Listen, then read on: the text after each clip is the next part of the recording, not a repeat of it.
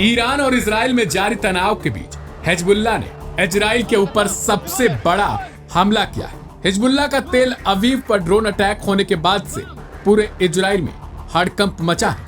हर जगह चीख पुकार मची है और तो और जगह जगह सायरन की आवाजें अब सुनाई देने लगी है।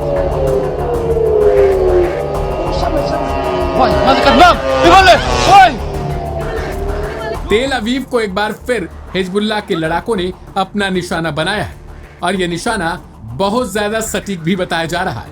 कामिकाज़ ड्रोन से तेल अवीव पर हमला किया गया है।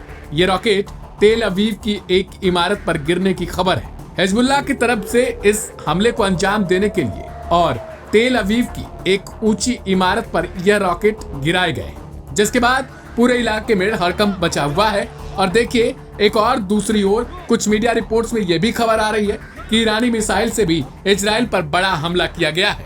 यही नहीं, बल्कि मोसाद मुख्यालय के करीब मिसाइल गिरने तक की खबर आई है। बता दें कि हिजबुल्लाह की ओर से लगातार रॉकेट्स इस समय इजराइल पर दागे जा रहे हैं।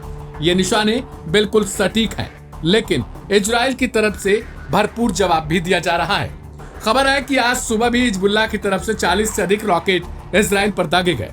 वहीं दूसरी ओर शनिवार को भी 280 से ज्यादा मिसाइल इजराइल पर हिजबुल्लाह ने छोड़े थे।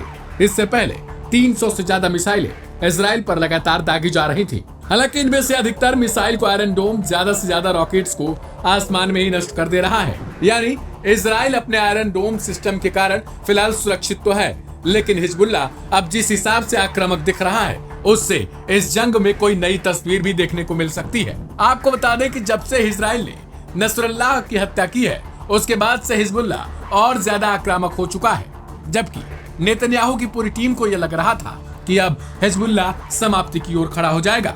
ईरानी हमले के बाद से इजराइल में लगातार तनाव है। इजराइल अब तक ये सोच नहीं पाया कि उसे किस हिसाब से हमले का जवाब देना चाहिए।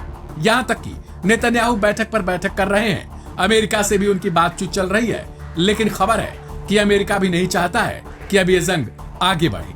लेकिन दूसरी तरफ नेतन्याहू को यह भी दिखाना है कि उनकी जनता उन पर कितना विश्वास करती है और आखिर वो इजराइल पर हुए इस ईरानी हमले का जवाब किस तरीके से लेना चाहते हैं। गौरतलब है कि अमेरिका में चुनाव का सेशन है और इस दौरान लगातार अमेरिका की तरफ से भी बयानबाजी की जा रही है। ऐसे में सवाल उठता है कि हिजबुल्लाह की तरफ से जो रॉकेट और ड्रोन अटैक किए जा रहे हैं, क्या उनका जवाब इजराइल की तरफ से भीषण तरीके से दिया जाएगा? क्योंकि हिजबुल्लाह पर इजराइल का भी लगातार आक्रामक रवैया ही देखने को मिला है। इजराइल हिजबुल्लाह को लेकर ग्राउंड अटैक की तैयारी में था और ग्राउंड अटैक में इजराइल को कहीं न कहीं ज्यादातर नुकसान ही झेलना पड़ा है।